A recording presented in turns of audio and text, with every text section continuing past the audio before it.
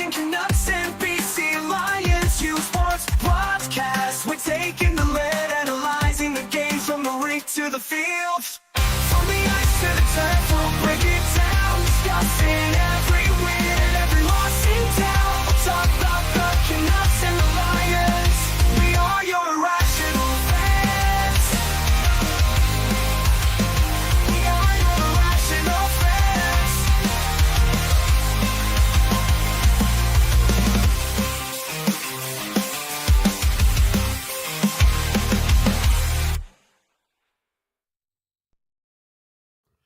Ladies and gentlemen, welcome to episode 73 of the Hughes Sports Podcast. I am your host, of course, Jake Hughes. Alongside me, the old man. How the hell are you doing today? I'm busy. Well, be faster and Well, being busy. Facebook's pissing me off, okay? They That won't is let us fair. go live on Facebook anymore for whatever freaking reason. So now I have to post the YouTube link to the Facebook page so people will go to YouTube to watch it instead of going to Facebook. Screw them. If you're listening to this in the future, post us being live, you can check us out live on YouTube and Twitter. The only two places you can see us live now, YouTube and Twitter at 7 p.m. Pacific time every Wednesday. Unless I'm things really happen awesome, and by the way. change, then sometimes we might not be live. But for the foreseeable future, it will be live every Wednesday. I think they canceled us. You think they just finally now canceled us after 73 episodes, 72 episodes? I think you did something bad. I don't think so. I think you screwed up, Jake. I think you screwed up. You who runs Facebook, me or you? Me, but Yeah, so It- who screwed up then? well, you probably said something on the air again and got us in trouble. It's probably talking sausages. Don't talk sausages again. D, tell him not to talk sausages. I would say coming into today, it was a very boring week. There It wasn't was- a lot of news. There was one big news piece from the NHL from the Canucks point of view in the Hronek signing. Yes, okay, yeah. But they're really like the Oilers. But there really wasn't that much news coming out of anywhere except for the CFL and like the fact that the Oilers have decided to show up and start playing hockey. Until this morning, And then all hell broke loose. the internet kind of, or the NHL kind of went crazy, and we got a flurry of trades. So the biggest trade of them all, I think, might be the biggest pre-draft trade that will happen. Yeah, I guess nachos will be as big, if not bigger. I think Natchez will be after the draft or at the draft. Oh, I see what you're saying. Yeah, okay. Yeah, okay. But the Markstrom trade, what are your initial thoughts? For those who don't know, Markstrom goes to the Devils. In return, Calgary gets a 23-year-old defenseman in Kevin Ball and a first-round pick in 2025. However, Markstrom or the Flames have retained 31 point some odd percent of Markstrom's salary for the next 2 years, and that first-round pick is top 10 protected. So I hadn't heard of Kevin Ball. Me neither. I'll be honest. He plays with the Devils. He plays back east, and we don't see a lot of the Devils. So I had to do some research, and he's played, I think, 72 games, 78 games, one of the two, and has 11 points, and he's -1. But so he is a stay-at-home defenseman. He's a good second, third pairing guy That's well, who's young. yep. He's young. He's got all kinds of upside, I guess. I don't know if it's the irrational fan in me that has an issue with this, because I'm still a big Markstrom fan and have been since he was with the Canucks, and I was kind of pissy when they got rid of him, or didn't get rid of him. They Let him walk. let him walk. But when you look at it from 1,000 feet, taking all feelings out, Yep. the Flames got Markstrom for nothing. Yep. Except cap space. It And didn't cost them any There's trade. there's no acquisition cost. Yes, that's the word I'm looking for. Thank you. And they turned him around. Unlike the Canucks, they turned him around to a prospect. I'll call Dahl. I don't know if that's a good term. I might be an insult to him.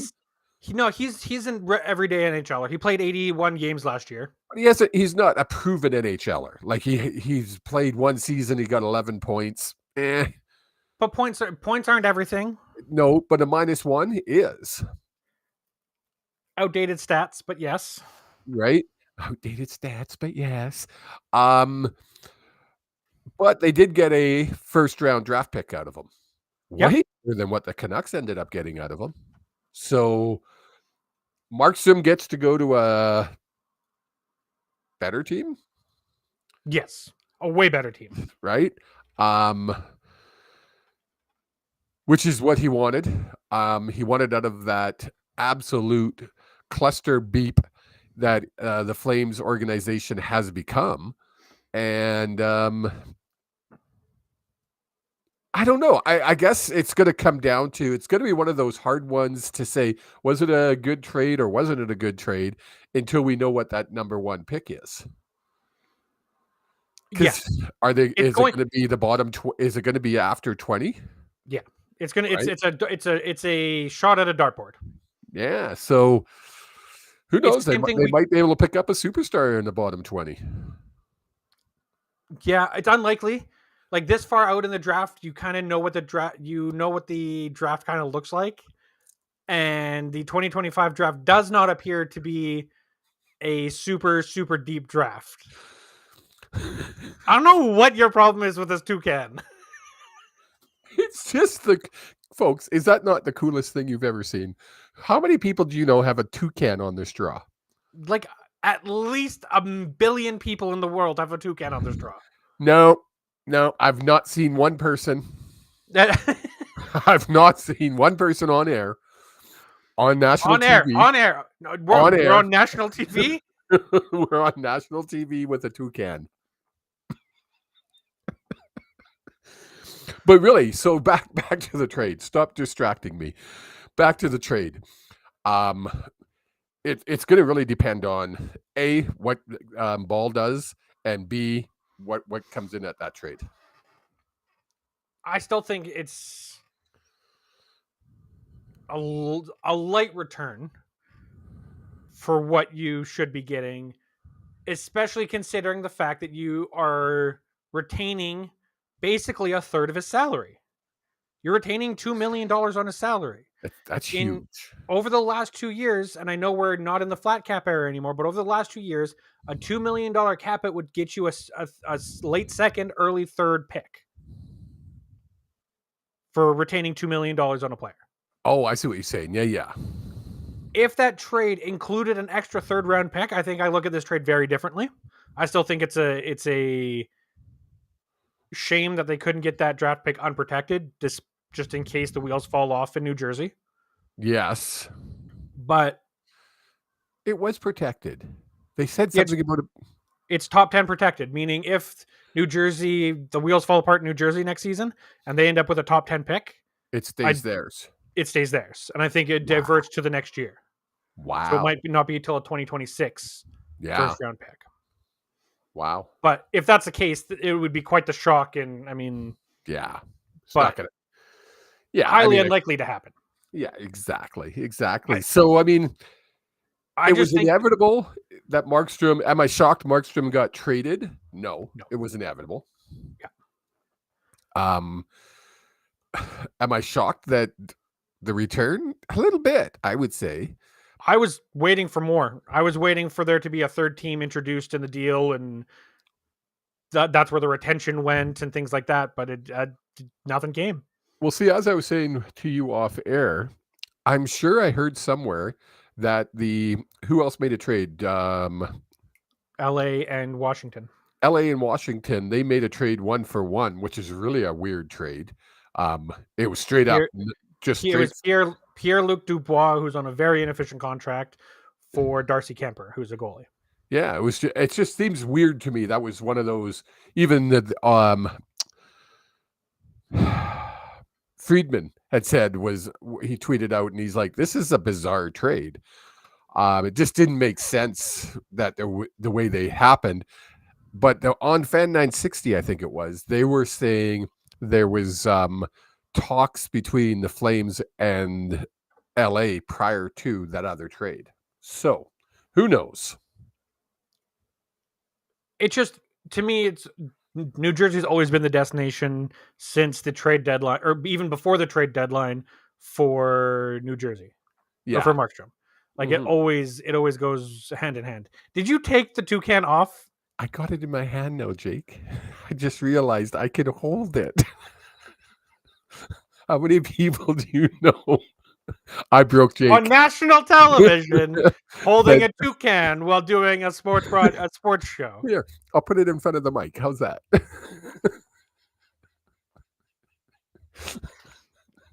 Guys, I think he's officially lost it. I think he's completely gone. I don't know what's going on anymore. What are we talking about? We were talking about the fact that there was supposedly talks between Markstrom or Markstrom going to LA. But again, to me, it's always been the destination has always been New Jersey. Like he waived his no movement clause before to go to New Jersey. Exactly, and he won't. He had that no trade clause, so he wasn't going anywhere he didn't want to. Yeah, I think he wanted to go to a contender. yeah, and LA's not really a contender, so maybe that's where the trade broke down. But then, from LA's point of view, getting Darcy Kemper, that's a huge drop off to a Jacob Markstrom. Like it just doesn't make sense to me. No, not at all. None. But what does make a lot of sense to me is that Filip Hronek has signed an 8-year, $7.25 million contract, which is very heavily front loaded. Toucan's happy about that trade, about that signing. All right. One of the biggest things from the contract breakdown from Frank Saravelli is that in year 3, which is 26-27, there's no signing bonus. That is very key because in 26-27, what happens? The collective bargaining agreement is up. Going into 26-27, which means if there's going to be a lockout or a work stoppage, that's the year it happens. Oh, I see what you're saying. Yep. And there's no signing bonus paid, meaning no work, no money. I would not be surprised to see a lot of contracts signed right now to be structured this way. So are signing bonuses in every year, excluding the 26-27 season? Are you looking that far ahead, and are you thinking there might be a work stoppage? Yes. If you're an owner and a management team, yes, you need to be prepared for that. Yeah. It's happened every year that the CBA has come up until the memorandum for COVID. Yeah, right. For the bubble year. I hope not. But in positive news, 8 years, $7.25 million for Filip Hronek. One piece done for Alvin and co. However, that's not the only piece of business they did. They also earlier today, it might have been this morning, signed Mark Friedman to a league minimum 1-year contract. Which I might add, the superfan, Reed Jackson, who's we've had on the show, predicted that would happen. Actually, he had put that together a couple of weeks back. So once again, the Hughes Sports Podcast is out front of everything. From what I've read, what I've seen, both contracts are like just the beginning, because now they know they're keeping Hronek. Yeah. Now the question is does that mean Lindholm is gone?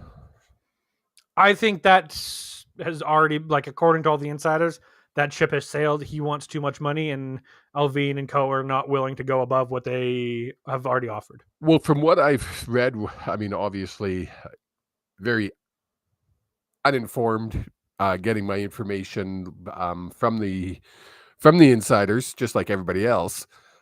It was either sign Hronek or go Sign after Lindholm. Lindholm. Yeah, I think they made the right choice. I do too. Now we've got solid 2Ds.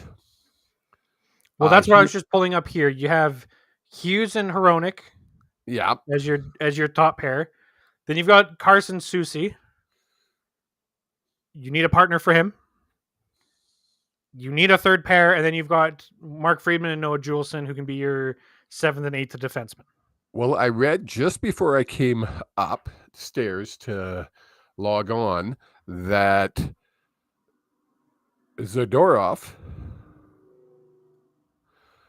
is willing to wait till why do you have a big flash blue light on your screen? That was really weird. That he's willing to wait and ride out free agency until the Canucks can figure it out. He wants to be a Vancouver Canuck. And it sounds like he'll take a discount to be there, just like Myers. So then, if that's the case, then you have Hughes, Hronek, Soucy, Myers, Zadorov, and Friedman / Juleson to fill in that last pairing. Right? How much? But the problem is, you still want to go big game hunting, and you want to go get Jake Gensel, which is going to be an $8 million, $9 million contract. I think I read 9.25. That's what AFP Analytics has kind of put out there as the expected, and they were 1 year off. 8 years. Yeah, they were 1 year off, and like $750,000 difference from what Hronek signed for. And literally, their explanation was, "Yeah, you give them that extra year, it brings the AAV down. Like everything checks out." There you go. So, from what I'm hearing, they're still going after the big name. Whether that be, who did you just mention? Jake Gensel. Gensel, or whether that be Netches. Well, I'm hearing rumblings of they're going after both. Well, wouldn't that be something? Because if you can get rid of somehow Ilya Mikheyev, that's an extra 4 point. Trade him, do whatever. I don't know if they're going to be willing to buy him out, but that's $4.75 million off the books. Yes. That's huge. That's half of Gensel's contract. Exactly. Right. Now, if you could go after both of those, wow. Well, then you're looking at a very stacked forward core, a very solid defensive core. You said something out. I'm pulling it up here right now. You've got Lane. Who's Lane? So that's a different scenario. Oh, that would be. So we have a group chat with lots of people in it, and including superfan Reed Jackson. And one of the ideas out there is that a trade for Patrick Laine for Ilya Mikheyev. So that wouldn't be getting Natchez. That would be getting Laine instead of Natchez. Oh, I see. Now, could you... You couldn't do all three. No. I'm saying, could you swatch out Laine for Nachos? You'd still need to get rid of Mikheyev's contract. Well, yeah. Right? Right. So it is possible, but so you'd have, let's just say, Natchez, Petey, Gensel, Besser, Miller, Suter, Garland, Bluger, Hoglander, PDG, Almond, Pods. Yeah. That bottom line isn't solid. I would love to see if we could find even someone in our AHL who can play center a bit better than Oman can. Who else? Just because who else is there? We don't got a lot of center depth there, so that's my only concern. But when Almond came up last year, I mean, he didn't look out of place. He didn't play center that often. True. Okay. Right. We had Bluger and we had who are we? Who's walking? Mind empty. Lindholm? No. Well, we had Lindholm. Yeah, for some of it, we had Lindholm, Yeah. Luger, Miller, Petey. Right. There's someone else that I think we are letting walk. I have no ideas. Brain is not working. Oh, Lafferty. Oh, Lafferty, right? Yes, and We'll that's be able to place is him. that a like is that a pretty much a guarantee now that Lafferty is? I think so. I think he's just priced himself out playing too well. Yeah, Right? Isn't Which that is a good suck, problem. eh? Which is a good problem to have. Yeah, Also, there was a lot of Dakota Joshua re-sign talk. That has cooled off immensely. yeah, because you Does didn't not- have Joshua in there, did you? I do not believe he's going. I believe that his value on the open market is worth more than what the Canucks are willing to pay. And it would suck because if you put Joshua into that mix, Yeah, you put Joshua in where Hogs is, move Hoglander, and have Hoglander, Oman, Pods on that bottom line. Right? I think that's. But I just think he's going to demand too much money based off of what the market value is worth. which yeah, and that makes sense, right? Yep.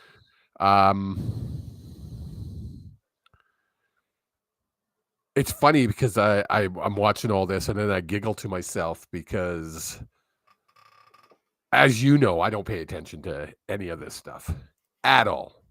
No. But this year I'm like, ooh, this is fun because there's so many different scenarios that can happen. Because the cap space has actually gone up for once. Well, and for a decade, nobody wanted to come to the Canucks. Couldn't pay him to come to the Canucks. Free agency? fact, we weren't getting anything out of free agency. In fact, we overpaid to get people to come to the Canucks. Yes. So it's kind of cool to watch now that this team has been put together properly. And that depth has been built. And I really think we're building depth in Abbotsford that we're not seeing the results of yet. Yes. Right? Which will be cool to see. It's just fun to watch as a pure fan. It's just fun to kind of keep watching. Well, and looking at it's like, oh, well, we could do this and we could do that, and this could happen and that could happen. Well, yeah. And then on July 1st, for all we know, there's a huge move made by a different team or a trade that we were like, oh, we didn't see this coming. Mm-hmm. And especially because that's how Patrick Elvine or Jim Rutherford and Patrick Elvine have generally worked is yes. Look over here, look over here, look over here while we're doing the business here. Yes. Because they don't want the other teams knowing what they were doing either, right? No, they don't want anyone to know. Exactly. No, it's going to be a fun next few weeks. And I mean, look, we just spent, 25 minutes talking postseason about different scenarios, and we're in June. Yeah. Last June, we were like, I don't want to talk about the fucking Canucks. Last June, we were like, all right, yeah, no Canucks news, moving on to the CFL. Yeah, and we were talking hour of the CFL, right? I feel bad that we're not covering the CFL as much as we should, but we will get there. We'll get there. But the thing is, this is important stuff for hockey fans. Well, and basically after the first week of July, it's probably going to be pretty quiet on the NHL front. Yeah. Because free agency is over, your draft is over, everything's over. You're not going to start picking things up until the end of August, which is, again, start of the new season. So, but there'll be some movement before that, don't you think? Before August? Usually not. Usually usually middle of July to middle of August, the GMs all take their vacations. Be interesting this year. It'll be interesting. I guess it really depends how much happens between now and the beginning of August. Yeah. Right? I think it's really going to be interesting to see how busy July 1st is. Oh, it's going to be fun to watch. But until then, we still have one hockey series going. The Edmonton Oilers have made it a series. 3-2. Going back. Dragging them back to Edmonton. Kicking and screaming, I might add. You know what's bugging me about this, Jake?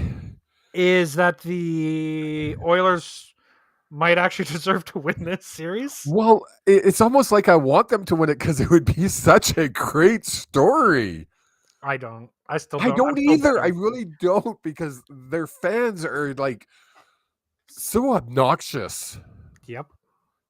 So obnoxious. And then they'll say, "Oh, we dusted them."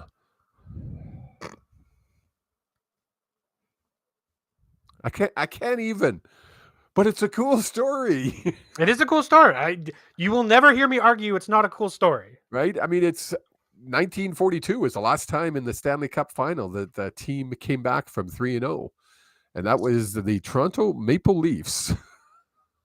It's probably the last time they won a cup. I believe you're right. No, it's not. When was it? 1960 something? I want to say 65 or 62. Yeah. 20 years after that, but anything else you want to talk about the Oilers? I just wanted to give everyone an update that it's actually a series. I'm not going to lie, I turned on the game last night and I was like, this will be a good game to watch. It was actually a really entertaining game. And then I passed out during intermission. Did you see the save by No. Chuck? I don't think you understand. I did see it afterwards. I saw the diving. I don't think you understand. When I say I passed, like I fell asleep, I woke up again at midnight. Oh, no. And one of those, oh no, what time is it? What's happening? Where is everything? That's funny. I actually watched, I had it on my phone as we were doing something else. And it's funny because OEL like gave up on the play. He was trailing and he literally gave up on the play, which allowed Mick Slappy Face the opportunity to bury it into the empty net. Well, almost. Until Tkachuk was kind of standing there.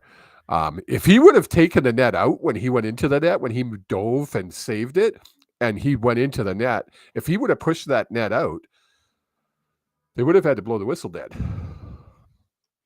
Yes, would but blow the whistle dead. Blow the play dead. Yes. But the problem is that if it's deemed to be intentional, that would despite be the fact ball. Despite the fact that he moved it aside, that's still a goal. Yeah. And that's why I guarantee you that's why he probably made sure he didn't. Well, I'm sure he thought, my guys are behind me. They're not going to give up on the play. Welcome to OEL land. And it was the best line by, if you look at, what's his name, the Stanchions Twitter, he had the best line of the night with the OEL giving up on it. I forget what it was, but I howled. But hey, OEL did factor into the scoring. He did. So yeah, that's enough about them. That's enough about them guys over there. We now jump into the CFL. 2 of the CFL. Boom, boom. Thursday night, we had the Bombers go into Ottawa, and I like to point out, I wished for it, and it happened. The Blue Bombers lose to Drew Brown's Red Blacks, and ooh, baby, do I look like a genius. If only I had said it's not going to happen. I just wish it would. I was going to say, I believe if I go back and check the tape. Oh, no, we don't. No. We've scrubbed that from our memories. Oh, my goodness. Is there panic? Oh, before I go there, we need to have like a ditty for the CFL, like an entrance music for when we cover the CFL, like we do for my amazing picks that I do. We should have like a entrance for the CFL. Just putting it out there. Maybe magically it'll appear next week. Sure, yeah, you get right on that. And it'll appear I'm busy all week.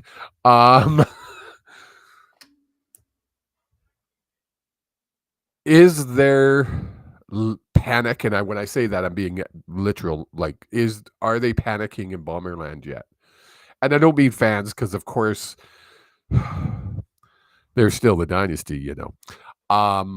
But behind the scenes, are they trying to figure it out? Are they looking to trade? Are they looking to, like, there's trades in the CFL? Um, There are trades in the CFL. Rare. It doesn't happen that often. But this is the type of start that would ignite a trade. It would, right? Especially on a If Olivier, franchise that thinks they should be 2-0. I think it all depends if Oliveira is out long term or if he's out short term. Yeah, And right? I haven't seen or heard anything on his diagnosis, on his prognosis for when he's No. going to be back. But if he's out long term, that takes away an entire dimension of your game that the Bombers were built around. Mm-hmm. They were built around. We'll run it down your throat, and then when you start to catch up on the run, or when Oliveira gets tired, Then we'll air throw it out. Throat. Yep. Now you've got to throw it down your throat, and when everyone knows all you're going to do is throw, It's easy. It's easy. I can't say I'm upset that the Bombers lost. no. I did pick the Bombers to win, damn it. They were my one downfall this week. I would have had the week, you damn bastards.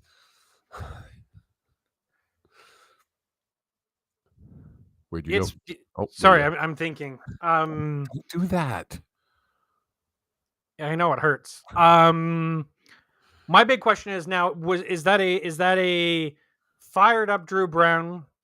Oh, Looking at it from the Red Blacks, is that a fired up Drew Brown coming out and saying, "Screw you, I can do this. I'm not just a backup," or is this the Red Blacks team that's figured it out after a few years of mediocrity?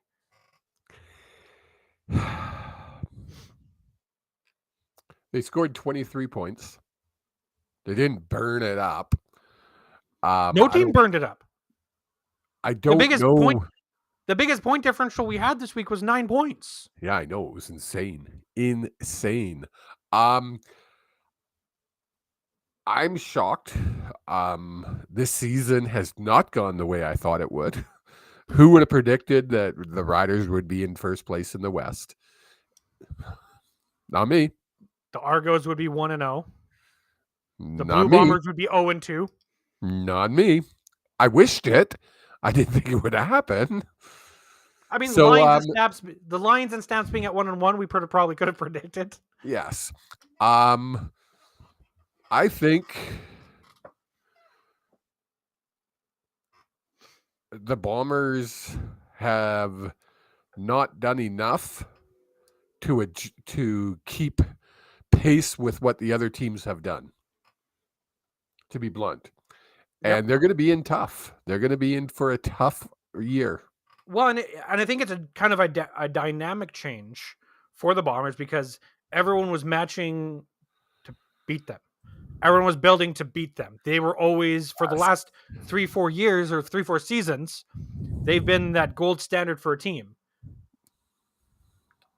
Eventually, just like any organization of any type of sport, that's going to flip. People are going to figure it out and learn how to be better. And you need to be constantly making those moves. Yes, that's keep your team being better. Like I know it's if you look at the Patriots, Tom Brady is probably if not the greatest quarterback of all time to ever put on a pair of cleats. But look at the moves Bill Belichick also made to make that team great. Constantly changing, selling high on players, selling players that didn't work out, bringing in players, giving players chances. It's about the evolution. You can't just stand pat on what makes you. Exactly. And it really feels like this year the Bombers kind of stood pat and let the other teams catch up. Yeah, I agree. In some cases surpass them. I agree. Sorry, while you were talking there, I was looking up the stats for that game. And I mean, Ottawa 238 yards passing and 129 rushing. For a total offense of 331, to the Bombers 285 and 42 for a total of 309. Now, when you take those totals in, because some people go, well, those numbers don't add up. You have to take the loss yardage as well out of that. So really, I mean, when you're tossing the ball for 300 or moving the ball for 300, you have 330 yards total offense. You should win. You should win a lot of games. Yep. Right? How many What were the turnover numbers? I don't remember. First down. I don't know if you have those handy. Yeah, I do. Giveaways. They gave it. Bombers gave it away twice. Yeah, how many times did They didn't. that we've talked about it on the podcast, but we've talked about it for years. If you lose the turnover battle in the CFL, you will lose a game. Exactly. So, I mean, Ottawa earned this one, right? They did what needed to be done. So, good on them. Yep. Then on Friday night, we had the Montreal Alouettes going into Edmonton and squeaking one out against the Elks by a score of 23-20. Squeaking miracle. Absolutely bizarro ending to this game. I don't know. Did you watch the game? I didn't watch it live. I literally just before we jumped on was watching the highlights. We rag every now and again on TSN and their production and things like that. Watch the CFL YouTube channel if you ever miss a game. They're 10 to 15 minute videos. They show you all the major plays, and they'll also show you important things that aren't plays, like major penalties that cost points, and explain things. It's very good, well done, and I just want to give them an applause. So 33-30. Total offense for Saskatchewan, 400 yards. Total offense for Hamilton, 410 yards. We're not at Hamilton. We're Montreal Elks. Oh, sorry. I was at the Hamilton game. Yeah, you're 2 days ahead of us. Why are we doing that? Because we're going in order from what day they played. Well, the Riders and Ticats played on Sunday.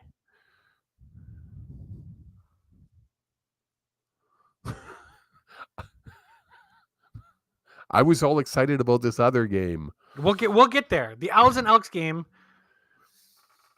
Still, the yardages this week were total offenses have been nuts. 357 to 371. Montreal, 371. Yep. And they only scored 23 points. It's usually if you're up into over 350, you're scoring 40 points plus. Yep. In years past. Yep. Has the focus switched to defense? I think this focus is swapped to we'll get burned on the long play, but when it gets into short yardage, we have the advantage as defense. Yeah, I guess so, eh? Right? Like, sure, you can have your 50-yard run, but we'll stop you at the 10-yard line. You can have your field goals. Because that's the only thing that makes sense to me, because it's not like the defense is just stuffing them and teams are only getting 150 to 200 yards.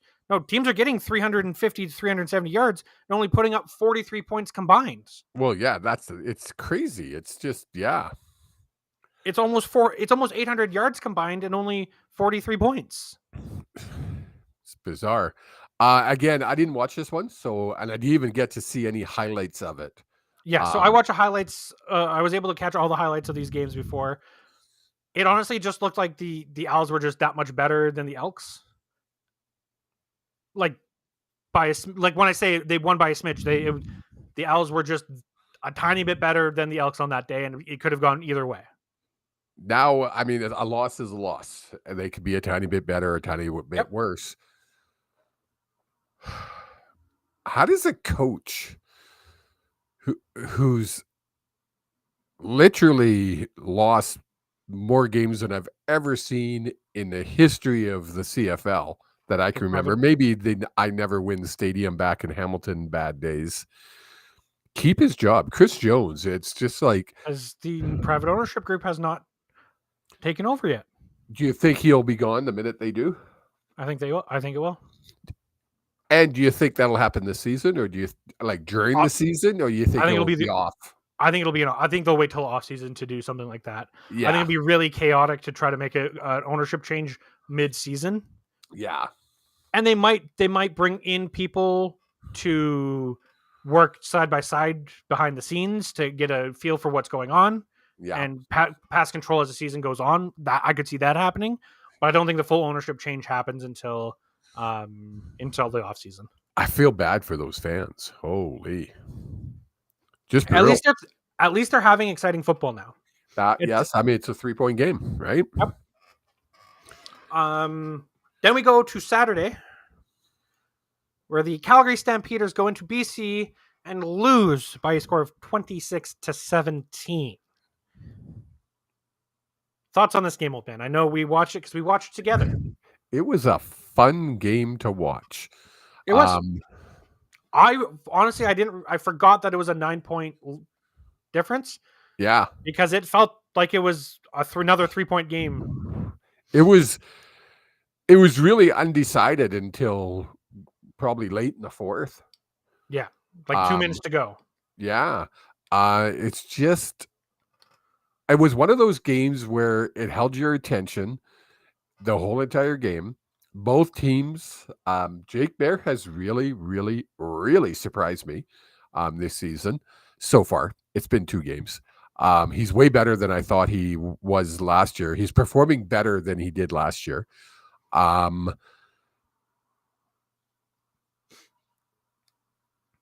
expected BC to play better. I thought this was going to be a blowout, to be honest. And I don't think it's a fact that BC played that bad. It's just like Calgary's defense is really freaking good. And now, I mean, are we back to a league of parity in the CFL? You know, I know it's early. It's only 2 games in. And it's very easy for us to say that now, and then in 4 weeks, we're like, okay, there's clearly the bottom teams, clearly the upper teams. Because look at last year. Do you remember last year? There was 3 real good teams, and then the rest of the league. Yeah, it was 4. I'm going to put 4.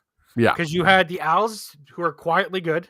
You had the Argos, you had the Lions, and you had the Blue Bombers. And then everybody else down below. Yeah, right. And you then knew had those 30, 4. And then you had 30 piles of shit, and then it was the Edmonton Elks. Well, yeah, really, that's what it was. I have a feeling this year it's not going to be as easy.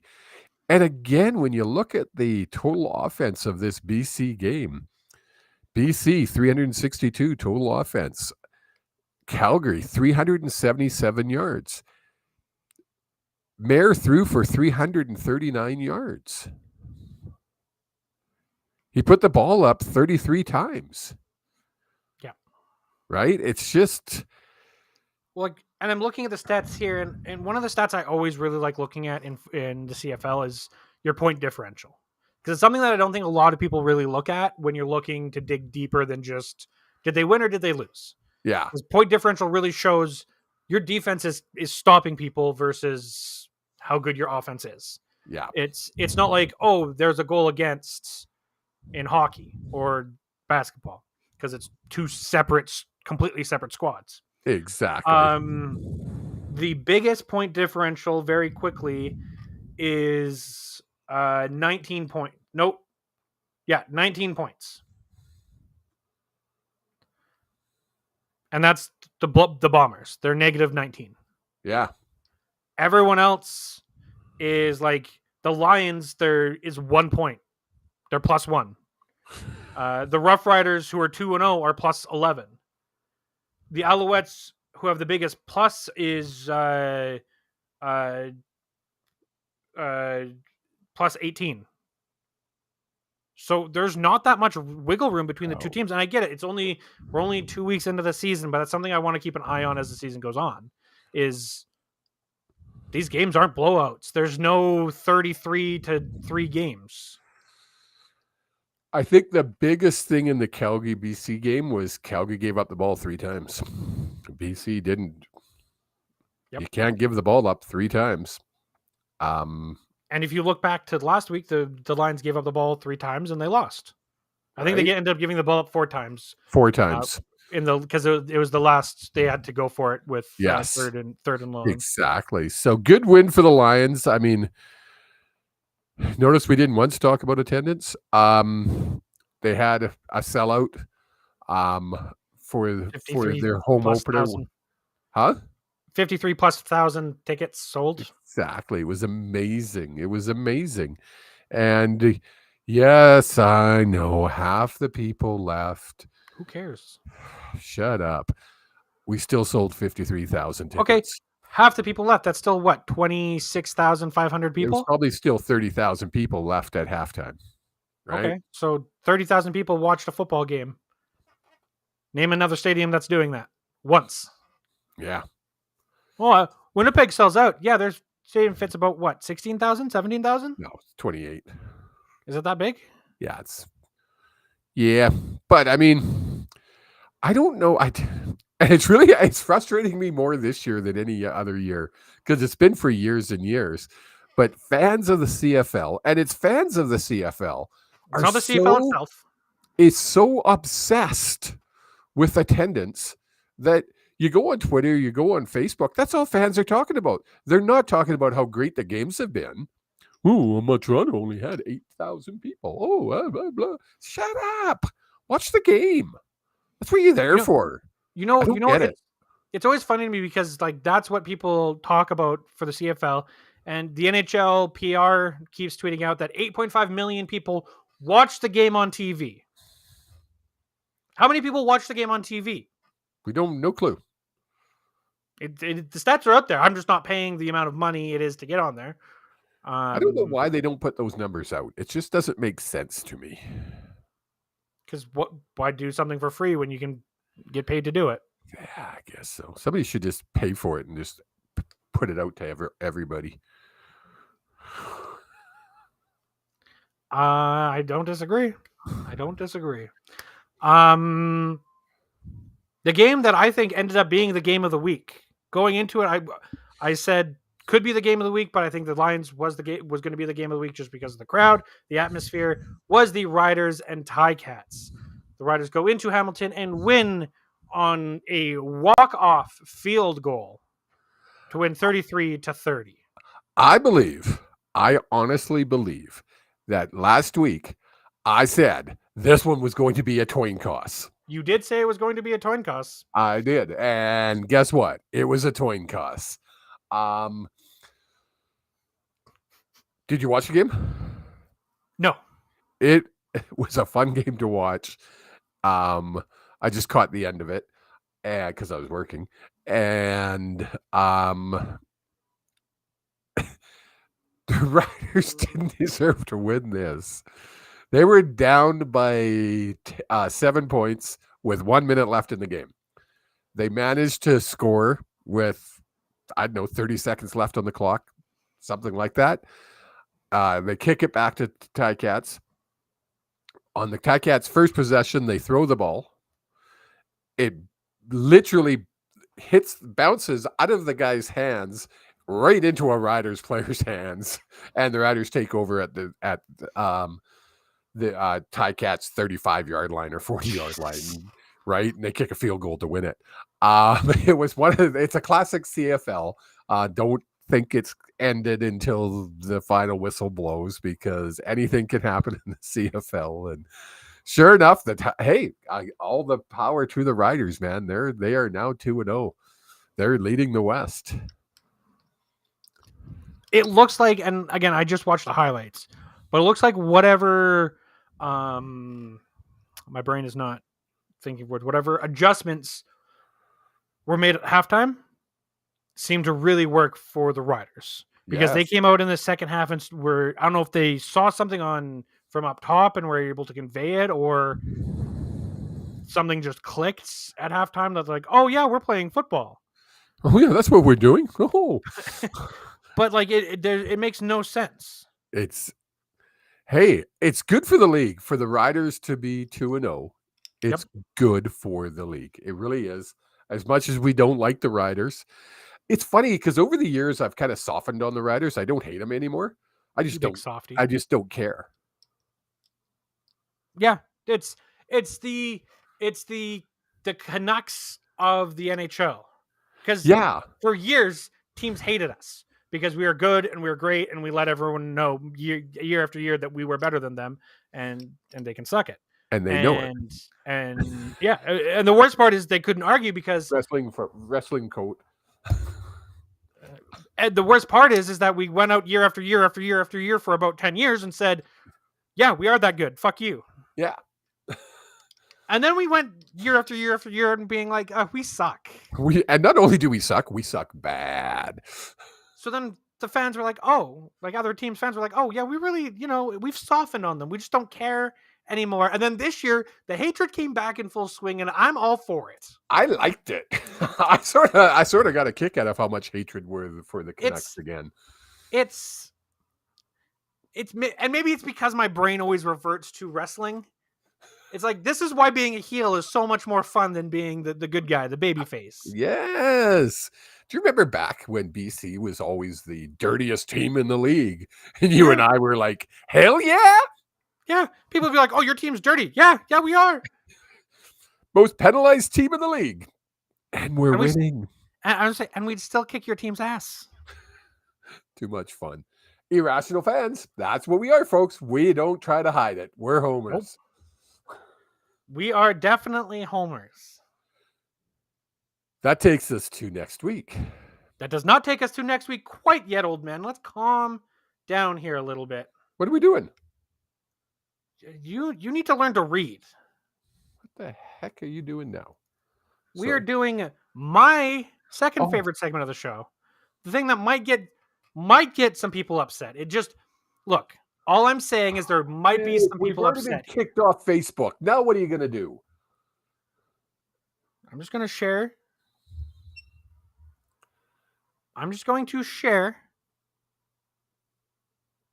the Hughes Sports Power Rankings for after week 2. This is technically the third week of the Power Rankings, but we did a week 0, so technically this is week 2 Power Rankings. I don't know how this works anymore. We'll just go week 2 Power Rankings. In 8th place.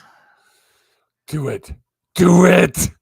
We have a fall from grace from being in the top half of the Power Rankings every single week last year to number 9, the 0-2 Winnipeg Blue Bombers.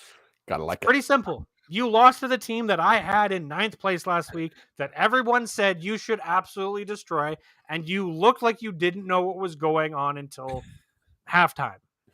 And even then, you didn't make the adjustments needed. In 8th place, we have the team that beat the Winnipeg Blue Bombers, going 1-0 on the season, the Ottawa Red Blacks. Oh, right. They had to buy in the first week, didn't they? They did. In 7th place, not moving, we have the Edmonton Elks. While I think they are a way more exciting team, they have yet to put any progress on the field in terms of wins. This is where they belong. In 6th place... go ahead. In 6th place, we have the Hamilton Tiger Cats moving up,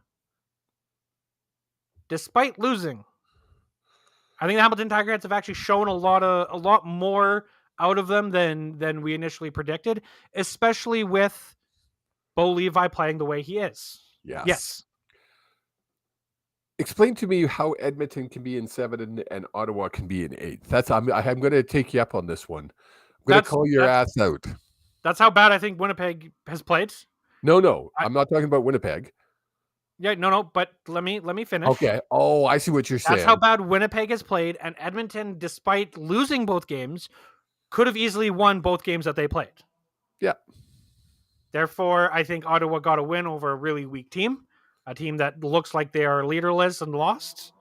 So, okay. Don't get me wrong, one more loss from Edmonton, no matter how close, clearly they'll have to move down the power rankings. Yeah, okay. But same with Hamilton Tiger Cats. I agree though. Number 5, we have moving up the Calgary Stampeders. They're 1-1. Yeah. I still had them low despite the fact that they had won the week prior. They keep showing me that like you said, Jake Mayer is for real, and they could move up. They very easily could move up or could move down depending on how the week goes. And in 4th place, we have your BC Lions. What are you smoking when you do these? Nothing. I do them quite sober, actually. Okay, continue then. I want to hear your arguments why the BC Lions should be any higher than 4th. Well, I want to see where you got everybody else, and then I'll... In 3rd place, we have the Saskatchewan Roughriders, who are leading the West. And despite almost blowing, they're almost not getting the win, still pulled it off. You know what I'm trying to say? There was a lucky win, but they still got the win. Squirrel. And that means in second place, we have your Toronto Argonauts at 1-0, and your Montreal Alouettes still the kings of the CFL at 2-0. You seem to have issues with the fact that the Saskatchewan Roughriders are ahead of the BC Lions. Yeah, I do, but I can't argue it. So I'm going to have to... Frick, this is 2 weeks in a row, Jake. I have to Look, agree I'm good with at what the I do. rankings. I not only do I create controversy, and I've heard controversy creates cash, but I'm good at what I do. Well, every once in a while, a blind squirrel finds a nut as well. That's not true. It is. They bump into it. I've seen it happen. I've seen blind squirrels. Did I mention my toucan agrees too? You didn't, but I'm glad you did. Quick recap of the never controversial, always accurate, never any doubt power rankings. Jake has spoken. The Winnipeg Blue Bombers in 9th. Fudge. Ottawa Redblacks in 8th. The Edmonton Elks in 7th. The Tiger Cats in 6th. The Calgary Stampeders 5. BC Lions 4. Saskatchewan Roughriders 3. Toronto Argonauts 2. And your Montreal Alouettes number 1. Remember when I said I needed you to get a little more confident? I didn't mean cocky. When you're right, you're right. And when you're confident, when you're cocky, but have the confidence to back it up and the skill to do so, it's not cockiness, asshole. Before we get into the wrap of the show and everyone's favorite segment, I want to talk to you because I sent it to you and your literal response was, and I didn't know if you were eating a cookie or if you didn't understand what it was. But CFL has announced that on TSN Plus, they're going to be the data enriched feeds. Now, if you haven't seen these data enriched feeds, they have used them in the past for NFL games. Basically, it will put nameplates over people's heads. You'll still get the same full commentators. It will give you a timer as to how long it takes the quarterback to get the ball out of the pocket, out of his hands. It will show you the routes that the receivers ran. You said, and I didn't know if you were intrigued by it. Two things. It's on. I believe it's going to just be on CFL Plus. No, TSN Plus. Oh, TSN Plus. That makes the difference. Yes. Because I was thinking if they were just putting it on CFL Plus, then no Canadian can watch it, and it's kind of useless. No, it is TSN Plus, and I saw a lot. It wasn't just you who thought that. It's the fact that everyone just is using Plus instead of coming up with a new name for their extra streaming service. I don't think I would watch it. I think for me, it would be a real distraction. It takes me back to the NHL and the blue line on their puck. Yep. But I don't think it's intended for us. No, it's intended for the new fan. I don't even think it's intended for, well, it is intended for the new fan. It's intended for the younger generation. Well, yeah, that new fan, right? You're constantly being inundated with things happening on the screen. Yes. I mean, will I watch it? I think I get TSN Plus. I won't pay if I don't. But I think I already pay for TSN Plus. I think for Collision, you already pay for TSN Yeah. Plus. So I will probably watch it just to be able to say I've seen it. But I honestly think it's going to be more of a distraction for real fans. Now, somebody like Ellison might really like it, right? Yeah, I was just saying, and I don't think and I hate putting like real fans for people who prefer to watch it in the traditional, unedited. I want to say traditional, but it's not even traditional because you've got the yellow line and the blue line on the field, and you've got you know what I mean, like. And we got used to that. I remember when that first started. That was really. Like, what the? I hate that thing. So distracting. And it's not lined up properly. Now it's just like, it's probably between a yard to half a yard off. Yeah, it's never. I mean, it moves sometimes. This year it's been weird. It's been like all over the place. But anyway. But I think what they should do as well is introduce a new commentary team for that stream. Oh, please. No. You won't like it. Introduce a commentary team that's explaining things more. Oh, I see. For the newer fan. For the newer fan. So have your normal broadcast and then maybe cut because you're airing it on TSN Plus and it's a paid subscription, no commercials. Cool. Now there's a Davis Sanchez or a Coach Lapo who goes through and says, okay, so on this play, we can see they ran this. The reason they did this is ABC. That would be cool. I'm not saying they're going to. To me, that's the route I would go, because that's how not only do you get new fans in, but you empower them with the knowledge of what they're watching. Well, I might even watch it if they did that, just for that insight, right? Because you get to pick a mind of someone who's played the game. How cool would that be? Speaking 100%. of that, we need to get somebody who's played the game on and review. We do have a friend of the show who played like a handful of years. Yeah, he should be a Hall of Fame trophies. Hall of Fame guy. He should be. You would assume based off his credentials that he would be a Hall of Fame guy. Apparently, if you sue the league, you don't get in the Hall of Fame. Apparently. Hey, I bet you he's listening. He might be listening. He does give us a shout out every once in a while. So, Mr. AB, if you're listening, reach out, buddy. Haven't talked to you in a while. Anyway. However, if AB is a true fan, and I know he is, his favorite part of the show and my favorite part of the show is now.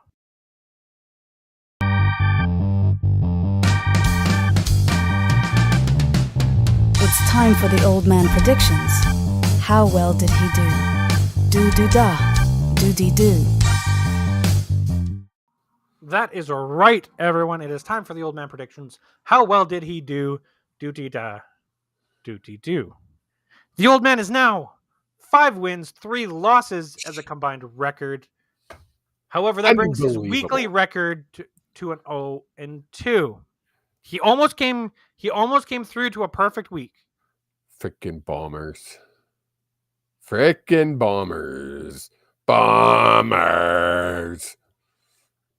Did you know that CFL Pick'em now has their own app? I did not. It is for someone who cannot partake in those activities, I would not know that. It's called React App. I don't know why it's called React App. It has nothing to do with the CFL. It just says React App, but it takes me to CFL Pick'em. I'm happy for you. There you go. So, week 3 starts tomorrow. We have the Ottawa Redblacks going into Montreal to take on the Alouettes. Who do you have winning that game there, old man? I almost switched it, I had taken Montreal, and then I was going to switch it over to the Redblacks, and then I was going back and forth. I'm sticking with the Ls. Wow, like 87% of the fans on CFL's Pick'em, which is a CFL thing. So I think we can talk about it. 87% of the fans have taken the Ls, so I'm pretty comfortable with that one. Yeah, look at last week for the Bombers. That worked out well, didn't it? And it was against which team? The Red Blacks? Yeah.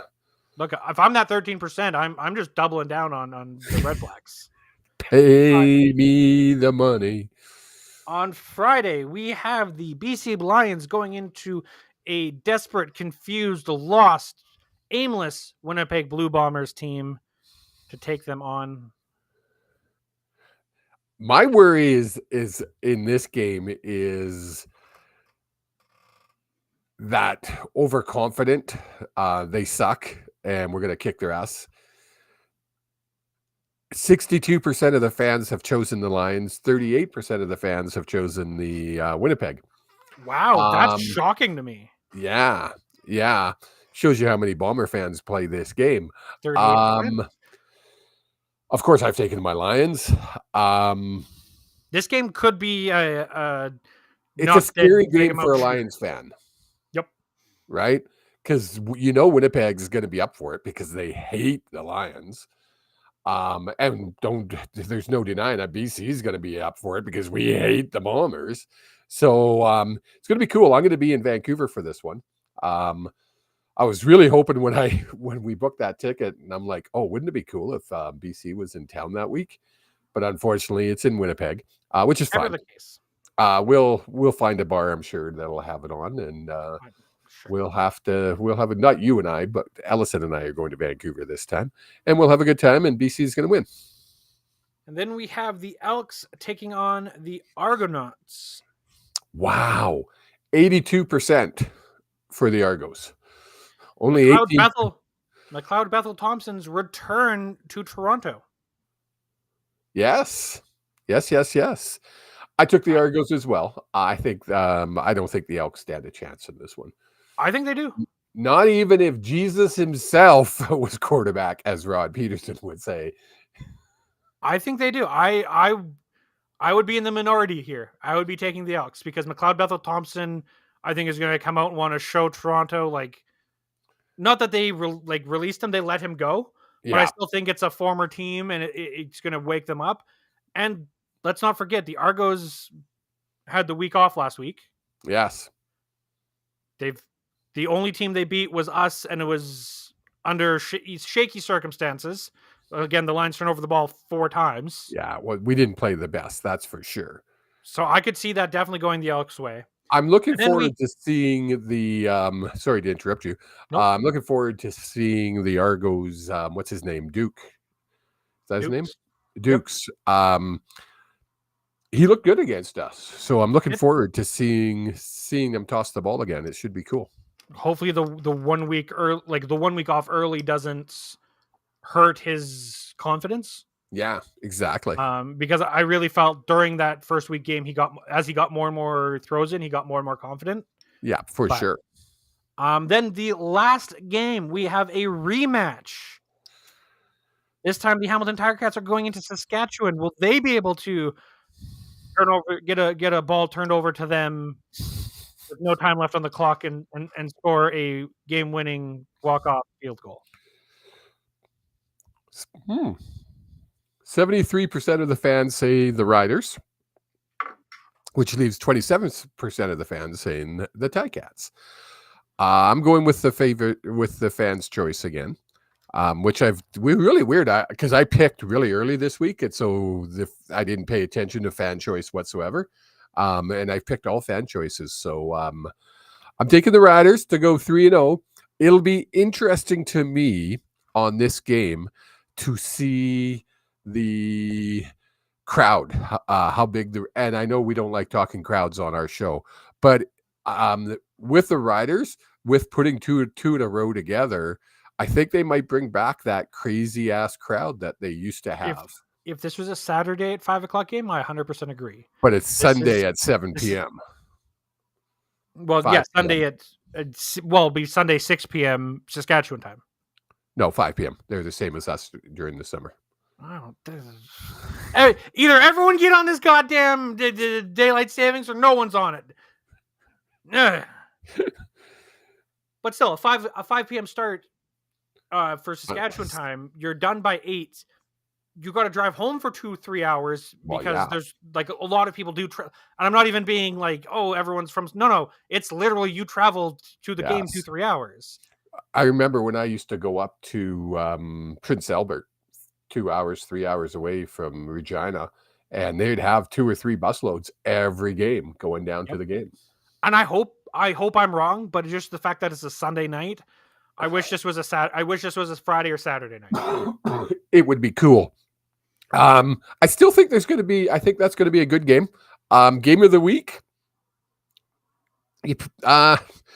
You pretty much, I mean, I sound like such a homer, and I am, obviously, but I really think the Lions game is going to be the game of the week, being that they're up against Winnipeg, big rivalry. I know Winnipeg's 0-2, but it also could be that Sunday game.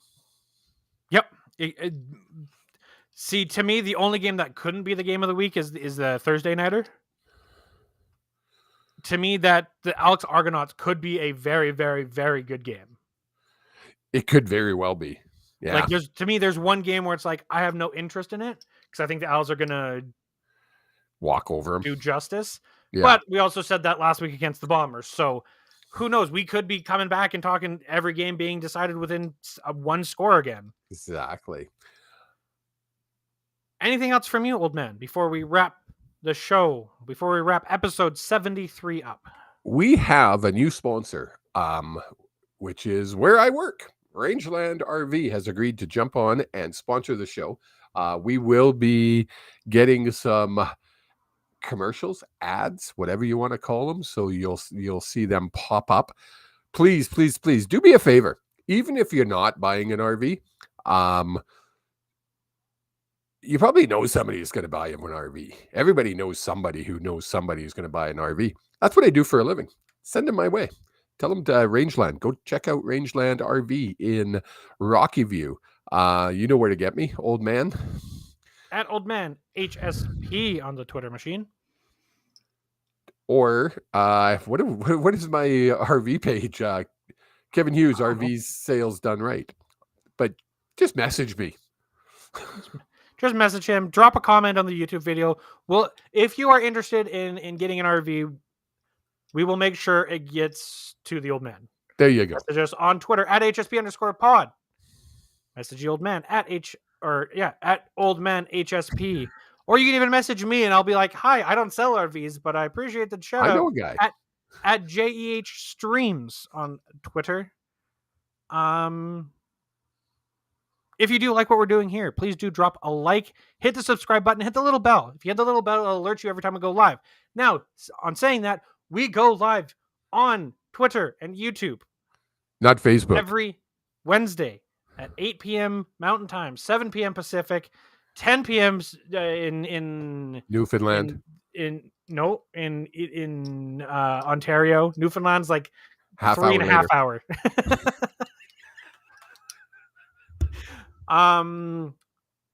The other best thing you can do is if you are watching this live, if you're listening to this at a later date, share it with a friend.